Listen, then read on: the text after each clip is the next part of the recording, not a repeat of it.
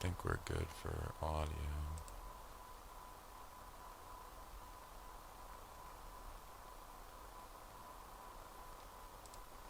Hey there, this is Uneducated on Friday, January 31st, and there's a lot going on in the world today. Sorry that we are late. We had some technical difficulties. We're trying to figure some things out here. But today I have Doug Roth with me, special guest, and so we're going to talk money today. We're going to talk about maybe how the rich get richer and why the poor spend too much. That's our title. But Doug, I'm glad that you're with me today. Good to see you guys. Okay, so we don't have the whole, what do you call it, the audio technical problem figured out totally. So if for some reason on live stream it's a mess, we apologize for that, but I think it should be okay. Doug, how you doing today? I know that this has been a little bit frustrating trying to get online, but how's things going? Pretty good. Pretty good. It'd be nice if it was a little warmer and sunnier, but I can't complain. I agree. I have three shirts on. I have a t-shirt, I have a thermal, and then I have this warmer shirt on because I'm just freezing like crazy today. Yeah, I even upgraded to some warmer slippers, so I'm doing okay now. Nice. Nice. So, what is the temp there in Indiana? Is it like super cold? Because it was like 20 degrees last night for us. It was 19 degrees about 45 minutes ago when I checked. Wow. Pretty chilly. All right. Well, let's see. Here's what I want to do, Doug. I'd like to talk to you today about money. But as we talk about money, I'm just going to throw some thoughts out there, and I'm going to let you run with it, and then we'll see how it goes. Sounds good. Okay. The first thing is this. So our economy, well, our world in general is crazy today, but our economy is really in turmoil. So, and it's not just the U.S., it's around the world. Everything's going weird. So we're in serious trouble.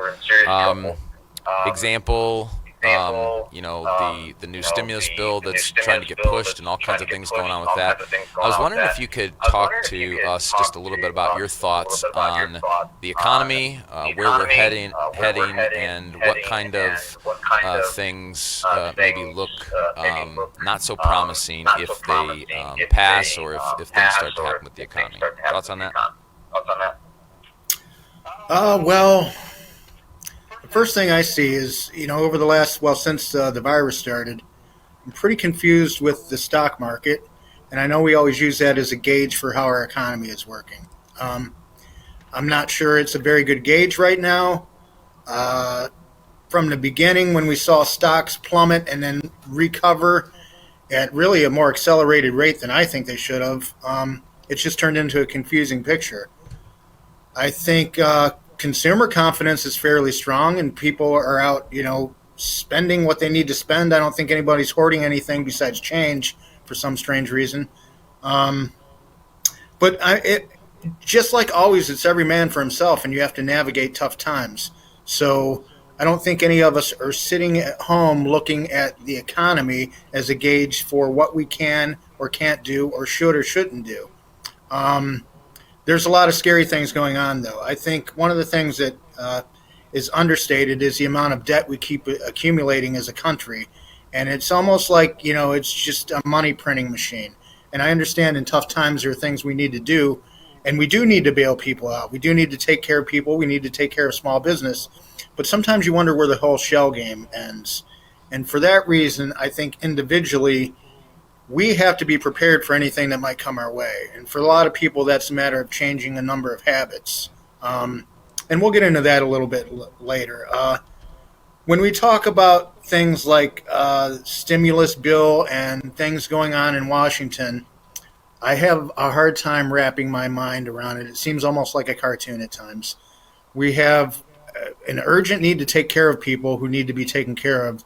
And we come up with a 5,000-page bill that just has so much fluff and ridiculous stuff in it that it really, as usual, as per Washington, is not really addressing the problem.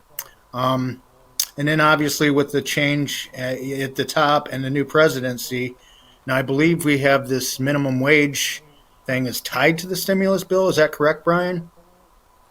That's what I've heard. It's part of the whole. I don't know how many thousands of pages, but it's Okay, I stuffed can't in there really hear you somewhere. right now. It's tied to Well, the as far whole. as that goes, go ahead. Can you hear me now? Yes. All right, yeah, it's tied to the whole stimulus bill, so it's tucked in there somewhere. Right. And I think it's strange because all these things seem to be divisive for us as Americans. We're confused as to why. I mean, let's be honest. We haven't raised the minimum wage in, I think, 12 years now. It's obviously too low, but it always seems like the reaction is a knee jerk reaction.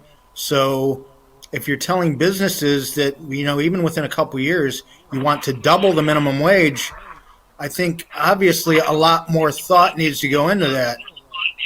5,000 pages worth, but you can't just all of a sudden say, okay, everybody that's making minimum wage, which let's be honest, that is meant to be a starting wage. It's meant to be something, to me personally, that's meant to be something that kids are in high school that are looking for a part time job should be making. And I don't see any way you justify doubling that for people in that circumstance. There may be people that disagree with that, and we'll see how this plays out because it's going to play out over time anyway. The strange thing to me is that people think that means that money comes from the top and comes back down to the people that need it most. And unfortunately, that's just never the way things work. It's never the way they're going to work. If minimum wage is $15, well, here's a for instance. I'm sure many people know I used to own a restaurant, and someone asked me recently, well, if that was true, what would you do? And I'm like, well, then the day after it starts, cheeseburgers are $4 more, coffee is $1 more. It's not like I'm going to say, okay, I'll starve so that we can pay minimum wage. It just means that the price of everything you buy with the minimum wage goes up dramatically. And that might be fine for people at the bottom. I mean, it would seem like a huge payday for them. But what do you say to the person that's worked hard for 10, 15 years, maybe started an apprenticeship role, moved up the ladder, and is now making $20 an hour? What does $20 an hour mean to them when the price of goods and everything sold nearly doubles in cost? So it just seems like a weird approach to take to everything. And I mean, that's not a direct reflection of what's going on with our economy, but that's just one of the things, in the periphery that I'm having a hard time wrapping my mind around right now, I guess. All right. Well, when, here's the deal. When I talk, it's coming through the phone at your place, but Oh, then it's okay. coming back through. So if you could mute your computer, Mike, maybe when I talk. Whoa. No, Okay. no, I don't want to do Well, go that. ahead and talk. You don't want to do that. Maybe is there a way for you to just mute the phone and then pull it up? Maybe just pull it up to your ear. See what happens. Mute the phone? Yeah, take it off a speaker so that it can't come back. Okay.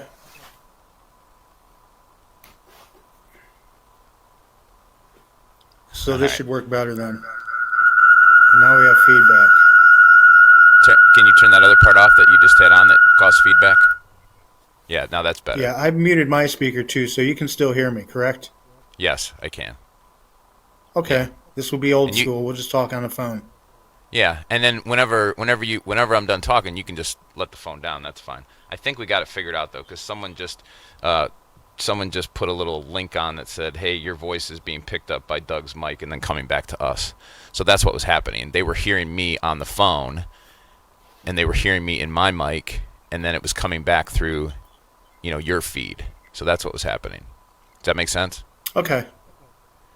So That makes sense. So in other words, when you're not talking and I'm talking, I can put the phone down. yeah.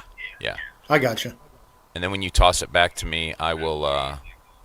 You can throw the phone back up, and I'll say whatever I have to say. So that makes Gotta love sense. technology. I know. Hey, you know what? We are finding the 19th way to skin this cat this morning, because we have not been able to skin it so far. So, okay, yeah. So So yeah, so whatever you push there, that gives feedback. So when you turned it off, that was great. So we're good now. Okay. All right. So Yeah, so that's the only way for me to hear you, so I'll just have to keep the phone in my ear. No problem. yeah. So then as a business owner, and you can't see me, right? Or you can? I can. Oh, okay. All right. So as a business owner, then, or a previous business owner, when you look at, say, for instance, minimum wage going up, um, and then of course a lot of people are talking, well, if the minimum wage goes up, then that means prices have to go up. How is that eventually going to affect the economy? Because it sounds like minimum wage going up would be a good thing for those people who are out there busting their tail every day. But how do you see that working?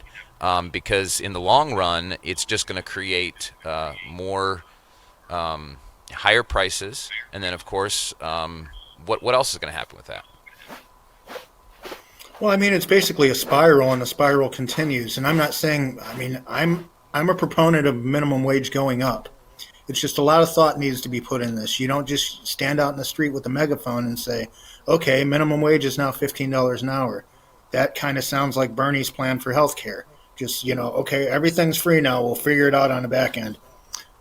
That's not the way things work. It needs to be gradual, but we need to put more thought into what we're doing as far as rewarding people that do go to, and work hard every day. I think personally, things should be built in that business owners have to comply with, and maybe even some things that reward loyalty and people's time on the job, where it's not something company by company. It might be a perk, it might not be. Whether you like me as an employee or not, if I've been there for 4 years, obviously there's a reason why. So shouldn't we have some kind of incremental way to reward people just for their time on the job alone?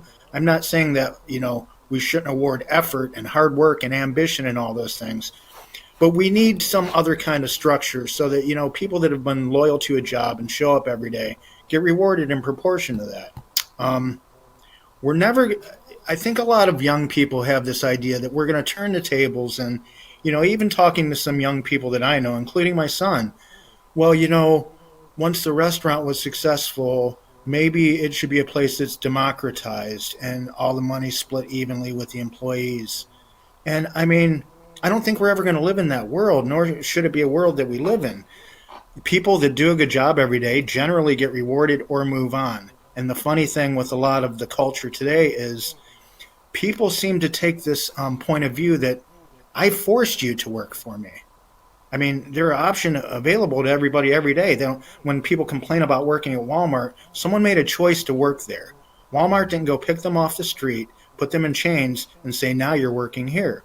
So, I mean, there's a lot of the conscious attitude of people that we have to change as well. But as far as minimum wage goes, and some kind of scale where people can expect to be rewarded for the hard work, that obviously needs to change in this country. Okay. Again, in my opinion, does that take all the money out of the one percenters or whatever we want to call them, their pockets? No, that's not going to happen. Hmm. We can tax them more and take money back that way, but it's not this filter down effect by raising minimum wage. Right. Okay. So yeah. So let's just talk about that for a minute, because work ethic has a lot to do with. You just mentioned that a little bit about the idea that, okay, you split everything equally, but then there's some people that don't work as hard as others, or they don't have a position of responsibility of others. So today in our culture, we have a generation of people who really don't see the benefit of working hard. And if they do work super hard, it's got to be worth it. I mean, hard work is not something, it's got to pay out really well. So here's my question. I just want to throw this at you. So how does enabling a culture that really doesn't feel like working hard for lower pay is any kind of good moral thing, that people should just work hard even if they're not getting paid, because the Bible tells us that no matter what we do, we work as if we're working for the Lord. And like you said, we make a choice, and if we make a choice to work there, we should work there just as hard, whether we're getting $7 an hour or whether we're getting 15. But if we're Correct. going to raise the minimum wage to $15, and then we look at the whole spending idea, and then we've got the inflation problem. So now all of a sudden inflation, when you raise minimum wage and then you print lots of money and create inflation, isn't that the reason why the problem's so huge? Or can you just speak into that a little bit? Well, that's become a reason why the problem is pronounced. And part of it is the fact that we haven't raised minimum wage in 11 years. So, I mean, the two things have to go hand in hand. And I know it sounds like, well, I mean, that doesn't really make any sense. And it doesn't at the end of the day, because when I say that, they have to work hand in hand. Well, then what you're saying is eventually we live in a culture where I make $1,000 an hour and bread is 500. But I mean, there has to be give and take on both sides. And the people that are working for minimum wage, it's become a wage where you can't afford to really do anything.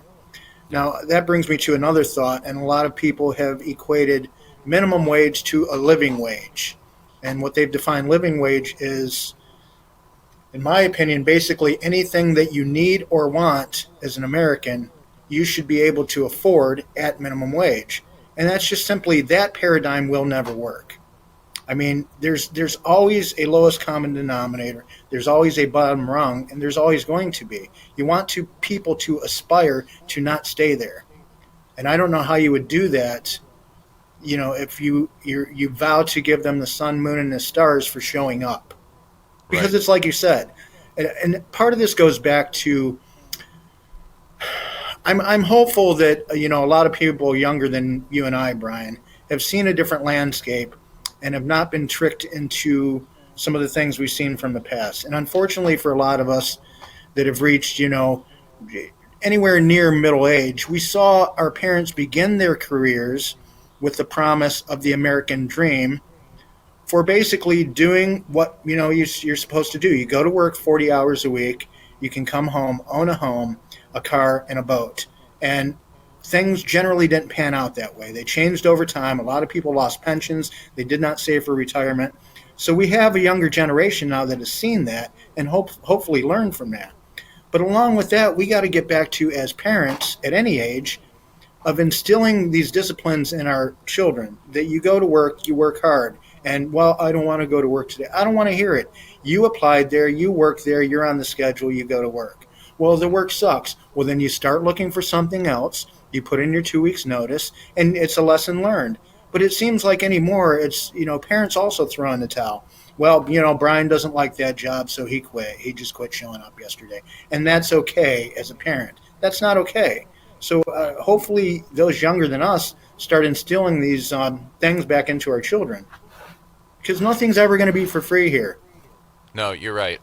So I'm just wondering why David and Marie Miller have not run for president and vice president, because they just made a comment on Facebook. They said minimum wage should be state to state. For instance, $15 in California isn't the same as $15 in West Virginia. What are your thoughts on that? Well, that's another hurdle that's why just changing the federal minimum wage doesn't address all the problems, and you're going to create more problems than you solve, because it's the truth. And North Dakota and California are two totally different places.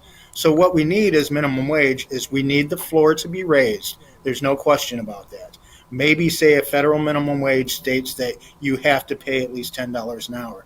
But from there, we need states to do their work and judge their economy and go from there. Because, yes, I could make $5 an hour in Ohio and $20 in California, and I'm basically going to enjoy the same lifestyle. So it Yeah. doesn't make any sense to have an envelope statement cover it all. Right, right. Now my No, dog's that's barking. I'm going to yell at her. Gabby, stop. Yeah, that's Okay, we're Gabby. good. Maybe we can bring Gabby on later as a special guest. She would enjoy that. Yeah. Does she do any tricks at all? I don't Not know. really. Okay. You can All right. throw her I didn't- treats and hope for the best. Uh, all right. Well, let's just kind of Hey, move one on. more 'Cause- thing, and Yeah. Go I ahead. don't want to steer you too far away from this, but when we're talking about what's going on in the country and the crazy things with the economy and all those things, I don't know if you noticed anything in the stock market the past couple days with the. GameStop I mean, and all that. I don't know how to explain that in a nutshell, other than to say we have huge hedge funds which basically control and invest money for billionaires, the elite in this country, who were responsible, in my opinion, for the dramatic effects of the 2009 crash. Um, there was going to be a crisis, there was a housing crisis, but these people short stocks, which means they bet on companies to fail without actually owning the stocks and just beat them into oblivion until they go bankrupt. So we came out of that, and the most questionable thing to me is we did nothing to address that going forward. To say this is a bad thing, this is not good for anybody, we need to fix this. So now we still have that today. Well, what we had the past couple days is now that we have, well, I mean, social media can actually be used for good at times. And we have a lot of investors banding together over the past few months saying, these guys are beating GameStop into the ground for no good reason. They have cash. They're not going to go bankrupt if there's a level playing field. So let's start buying the stock to counteract that, which people did, and eventually there was an exponential effect where basically this company was as low as $2 a year ago. They were at $36, I think, about 10 days ago, maybe 2 weeks. Yesterday or the day before, they closed at nearly $400 a share. Yeah. Yeah. So you had all these hedge funds and these billionaires obviously took a hit to the tune of billions of dollars, because what happens in that situation is you're basically saying I'm borrowing shares of a company I don't actually own and betting on them to go down. Well, if they keep going up, you have to pay the piper at the end of the day. There's margin calls and someone's saying, you're short in your account $1.3 billion. What are we going to do? So I thought that was really interesting that, and actually, hopefully that leads to some kind of reform where we do something about short selling. What are your thoughts on that? Well, I think this at least gives people a better understanding that there are people out there that only are concerned about the bottom line, and that is how much money I'm going to make. And a lot of those people run the show. And so I know that there's a lot of people that are like, oh, conspiracy, conspiracy, conspiracy. We don't like people that talk conspiracy. However, the biggest problem here is that there are people, elite people, that run pretty much, the markets. And so when a bunch of those people decided to band together to do something about that, they shut them down. And so even just shutting them down, again, I think it speaks into this whole idea of censorship. So the elite are going to stop the average person from stopping them from making the money that they want to make. And so I think that just tells us the world that we live in. So that's one of the reasons why I wanted to have you on today too, because I wanted to talk to the average person about how we move forward in a world where the elites really are they are controlling things for their own narrative, for their own agenda, and we have to live in that. But how do we live in that? Because I watched a little bit of that whole stuff, and I was just amazed. And then what really shocked me is that someone from the top said, these little peons who got together and started to drive the stock up, we're not having that. And to me, that was just that kind of sealed it for me, to tell me that there are people controlling the whole thing.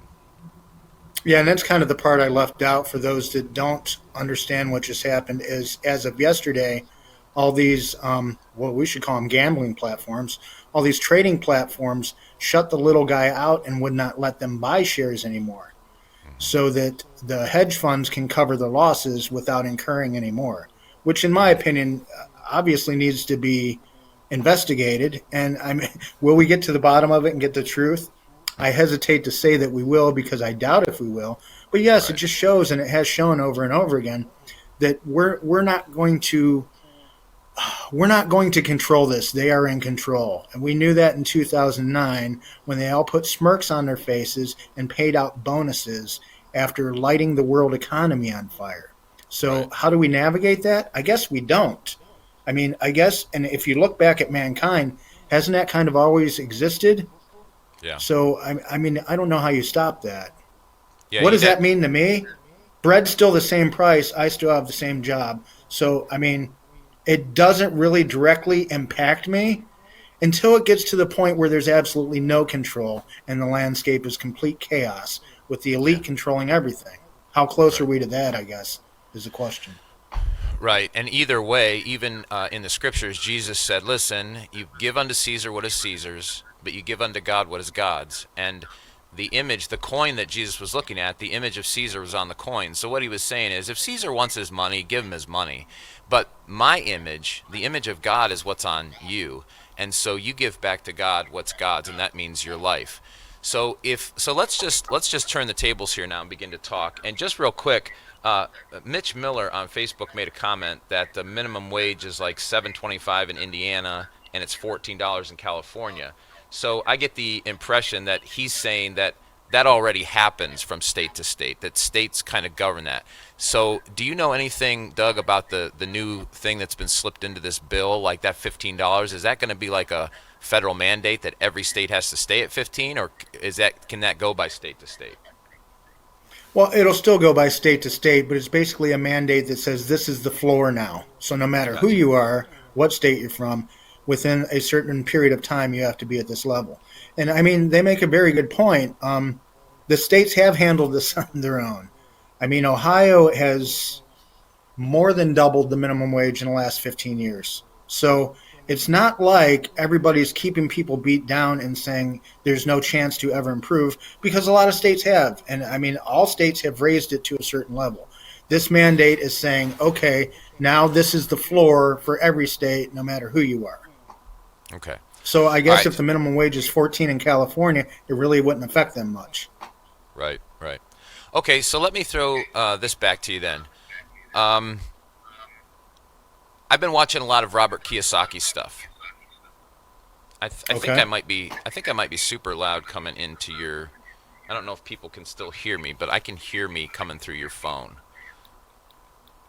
Maybe you can just Well, turn me you were down a real little bit. quiet a little while ago, so I'll turn you down a little bit because you're pretty loud now. Okay, all right. So I've been looking at some of Robert Kiyosaki stuff, and I know that through the church we've looked at some of the Dave Ramsey stuff.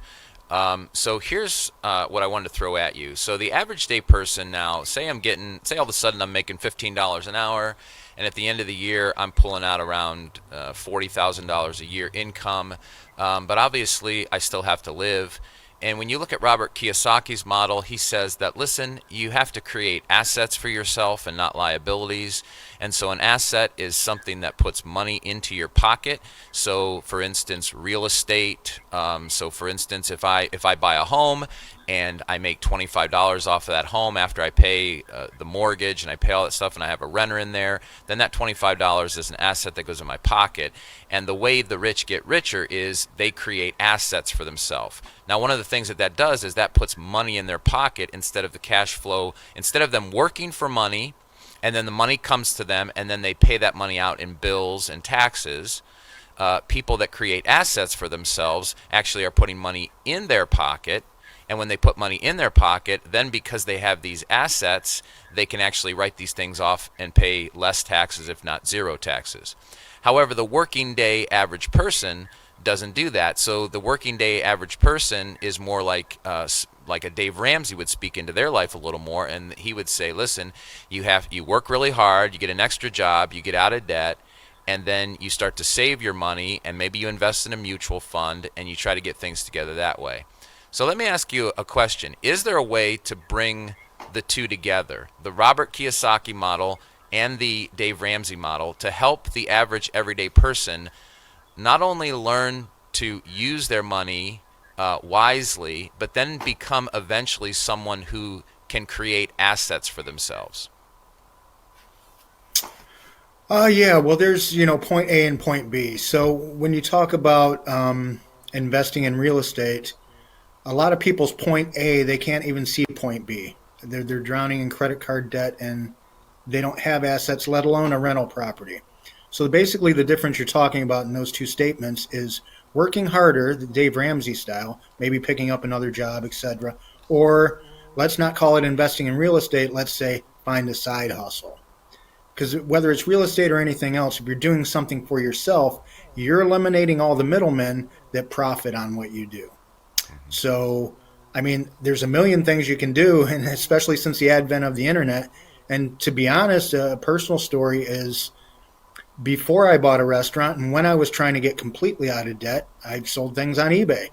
And I would liquidate from one source on the internet and sell on eBay. or buy on eBay and liquidate at this other site, and actually made a pretty good living doing that.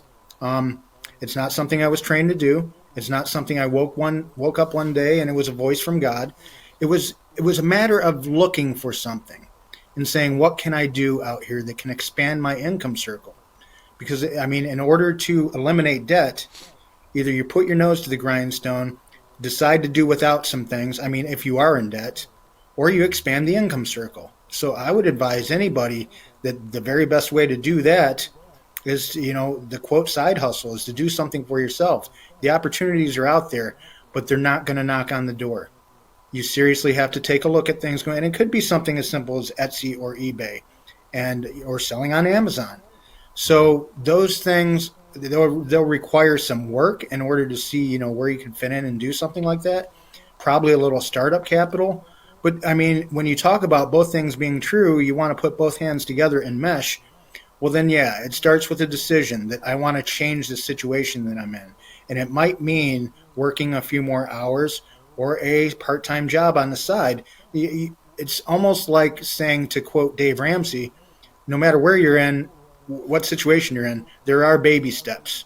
And you have to look at each step on the chart and say, okay, well, I would like to sell whatever on eBay, but I can't do that until I have some startup capital. I'm going to work at the drive-through 10 hours a week so I could get rid of this credit card debt and then invest in something. You understand what I'm saying here. There's a flow, and there's boxes on the flow chart that you have to go through in order to do that. And there's opportunities there for everybody. Okay, let's talk because a couple times you mentioned about yourself getting out of debt, and then you talked about getting out of debt. So how important is it for people today, especially in our economy, to understand that debt is not good? As a matter of fact, Proverbs chapter 22 verse 7 says, "The rich rule over the poor, and the borrower is slave to the lender." So, for instance, you've got a young couple who says, I want a piece of this pie. I should have things, and they decide they get a mortgage, they buy a new home, and then they refinance that in order to fix the home up and do some things to the home, and then they go out and they get a car payment because it was 0% financing for the next 7 or 8 years. Just talk a little bit about the importance of getting out of debt and staying out of debt and why that's important. Well, I don't think as an individual, a family, or a partner in a marriage, there's any more important thing than that. And unfortunately, for a lot of people, they started by making bad decisions, and it's harder to change them. For instance, if I'm a young married man and my wife and I say, okay, these are our dreams and goals, this is what we want. We want a house. We would like to drive nicer cars. Unfortunately, the next decision for everybody is to try and see what the bank will loan them for a house, even though they're not really ready to purchase one financially. Or, like you said, the 0% interest or the new car. And it's funny to me that a lot of people, I mean, that's still a status symbol for a lot of people, and especially younger people. If you watch social media or anything, it's a quote like, "So I did this today," and a picture of a brand new car, as if it was an accomplishment. It's not an accomplishment. Anybody can go do that. Can you pay for the car? Can you still afford? What about the other things you want in life besides the shiny new car? So, I mean, if you've already made those decisions, it's hard for a lot of people to say, well, I'm going to sell my house and downsize so that I can get out of debt, because they're accustomed to that as the normal. But for a lot of people, those are the choices you have to make. If you're a young person and you haven't made those choices yet, you need to listen to the wisdom of the people that have been through all these things. Because honestly, if you're not prepared to do that, it's going to lead to a lot of grief. And I cannot emphasize how much grief that leads to. I mean, in my time in business, just knowing employees and what kind of situations they put them in. And I used to, and it's not funny, but I would laugh with my wife and be like, "Yeah, I have the oldest car in the parking lot," because it was true. And I'm not saying that's bad, but when you walk into my office and you can't afford to pay for your car, or you need a loan, and you say, "Well, John, what's the interest rate on that?" "Well, I don't know." "Well, how can you not know? You just bought it 2 weeks ago.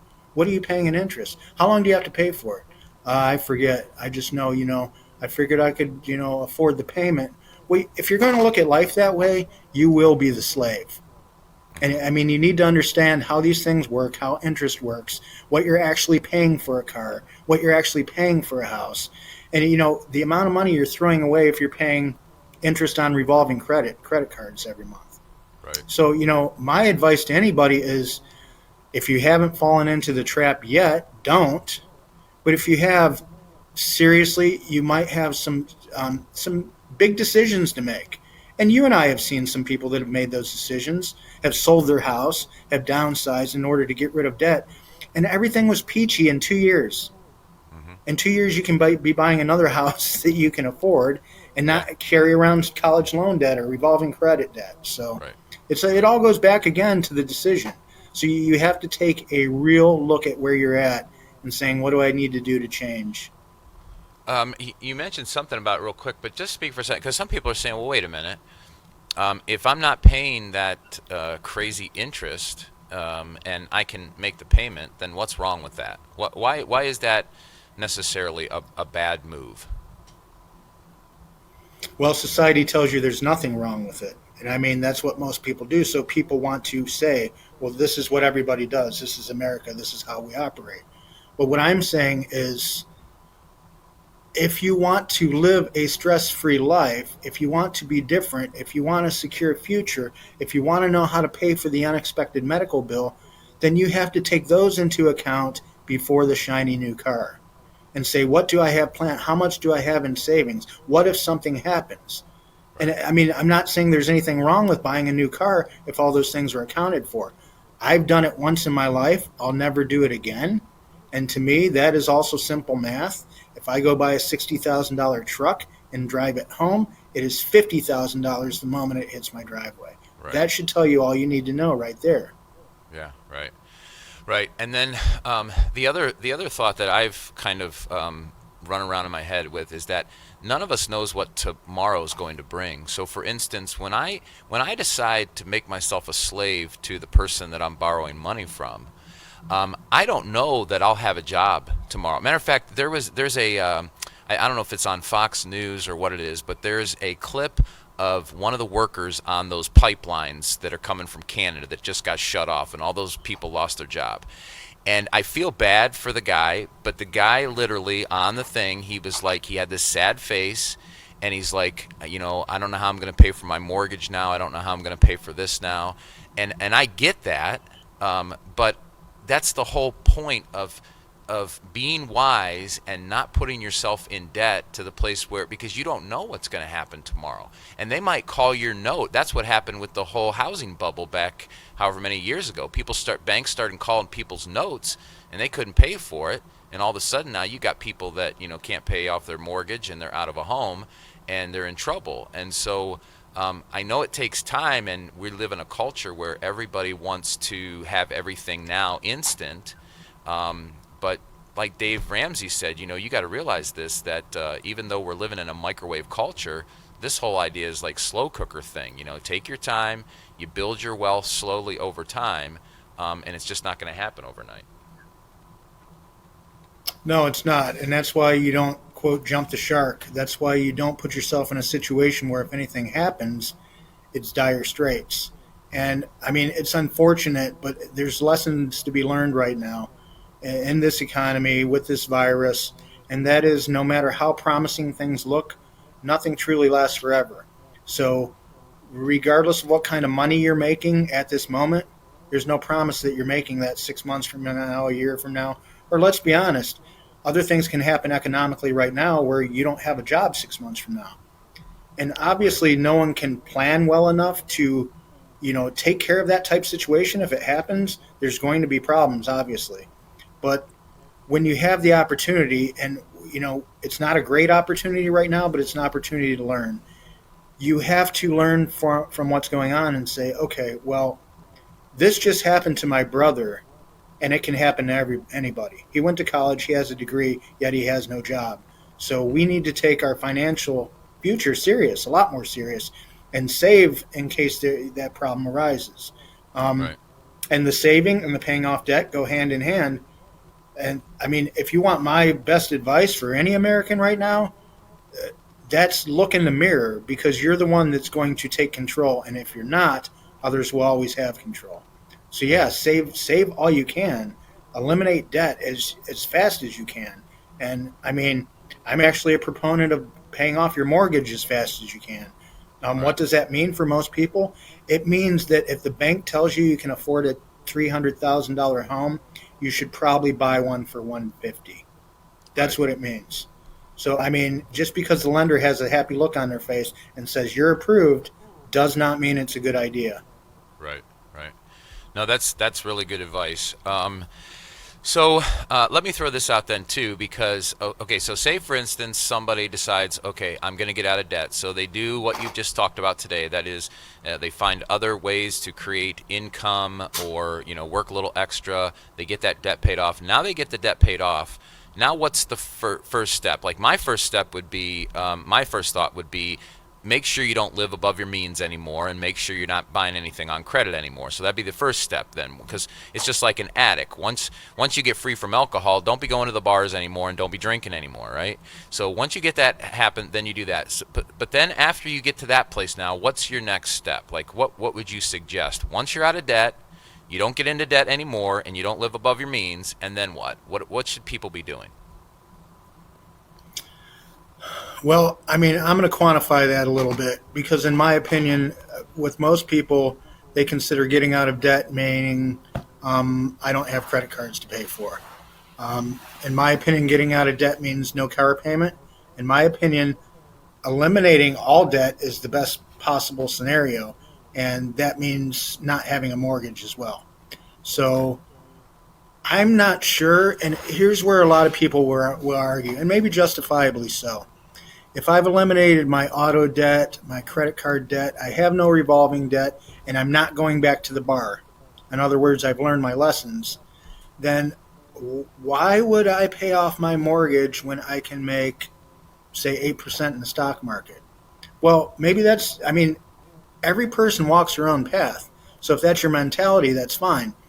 But my mentality is you will never have the peace of mind writing a mortgage every month, regardless of how much money you're making in the stock market, Yeah, right. because there's still checks and balances. And if you lose your job tomorrow, do you become a full time day trader then? Hmm. I mean, at that point, what are you doing to make sure you make the mortgage payment? So I know I'm different than most people in that respect. And I won't go any further into that, but that's my opinion. Work to pay off your mortgage so you're mortgage free. You have no idea the weight that's lifted off your shoulders when you know owe no man anything. So um, I'm sure a lot of people can imagine, but until you do it, you have no idea, the peace of mind that goes along with that. Right. Most people won't. So in earnest, you have to make investments with your money. That can mean mutual funds. That can mean trading individual stocks if you're comfortable with doing that. I wouldn't recommend that to anybody. But the other side of that is to go back to the beginning of this conversation. That can mean acquiring assets that will make you money. Real estate is never going to go bad, okay? Owning property is never a bad thing. Um, Investing in a small business that maybe a wife and a husband can do together, and it's just part time and it's 5 to 10 hours a week, but it's diversifying it and adding streams of income. And I think Robert Kiyosaki and anybody else would advise that multiple streams of income are the best scenario in any kind of crisis, any kind of development, any kind of economy. Right. So that would probably be my number one thing if we ignored the mortgage thing is diversify your income somehow. And if you're going to invest, I would recommend mutual funds and understand that this is not you can wake up and check it every morning if you want, but this is a long-term investment plan so that you can retire. So if you're going to be, I'm rich, I'm poor, I'm rich, I'm poor, and live like that, then that might cause more stress than it's worth. Right. And creating those assets, whether it be Robert Kiyosaki or whatever, starting that little small business and taking a chance on something like that once you're out of debt, that also is going to create opportunities. And I don't know if you can speak into this, being that you owned a business, but is that not going to then create opportunities to help you? Maybe pay less in taxes and take advantage of the tax codes. Now, I know that some people say, well, the more you make, the more they take. But if you're making it via a business, this would be Robert Kiyosaki's information. He has a lot of stuff on this. There are deductions and things that you can begin to do, and if you do it wisely, you actually could actually end up putting more money in your pocket and not paying as much in taxes. Is that correct? Well, that's correct by any point of view with basically any business. And I mean, in a lot of cases, it's perks. There's nothing illegal about me taking food home to my family from my restaurant every day.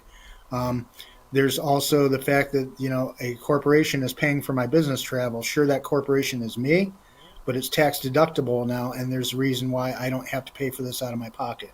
Um, to be honest, when you get into real estate, that is the best tax advantage for anybody to have, especially, I mean, property management. Property management as a part time business allows more tax benefits than anything in the IRS code.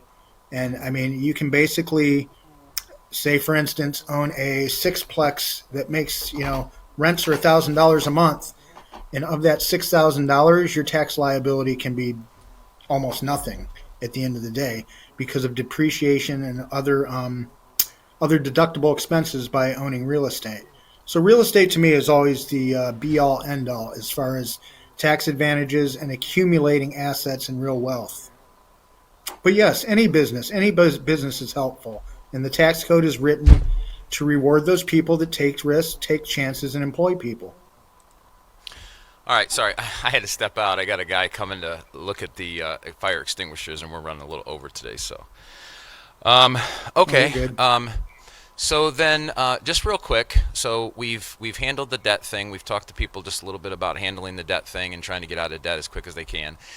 In the process, I know Ramsey talks about the idea of having this emergency fund. Now, April and I have had emergency funds and what we call replacement funds. We have two. We have an emergency fund and a replacement one.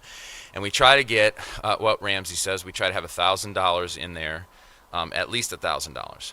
Now, people who find themselves paying a lot of money out every month, which means that they live paycheck to paycheck, and we found ourselves doing that too. What happens is that you find it hard to get money into that emergency fund, and then when something happens, you don't have extra money because you're paying all the bills, and so then the emergency fund gets drained, and then you got to just keep adding to it again.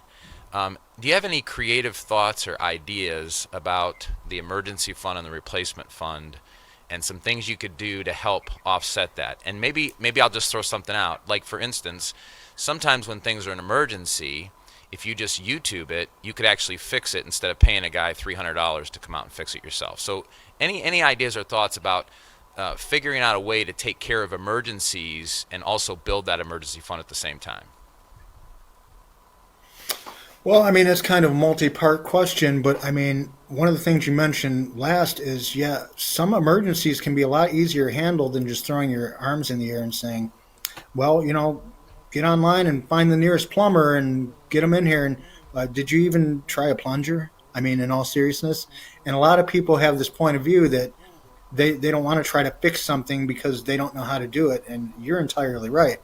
I can't count the times I've just got on YouTube and fixed a washer or fixed something on my car or anything like that. And to be honest, that should be where our point of view, no matter where we're at in the race, to have income, or a veritable amount of income that makes us comfortable.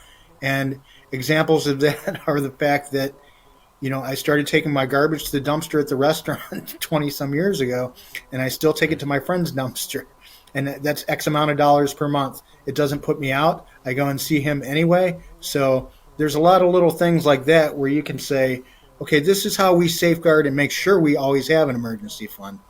If it gets depleted, you have to fill it back up. I mean, that's just the way it goes.